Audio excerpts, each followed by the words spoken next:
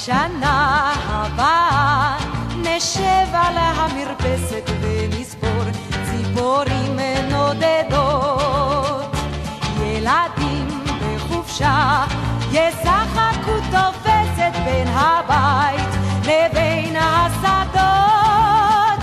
עוד תראה כמה טוב יהיה בשנה הבאה.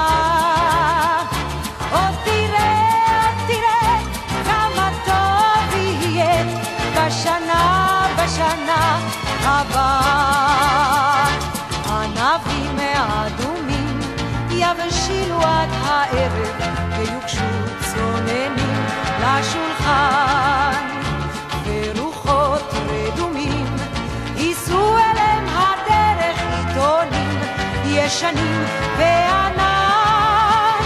עוד תראה כמה טוב יהיה בשנה הבאה. עוד תראה כמה טוב יהיה בשנה. חברים יקרים, שנה טובה.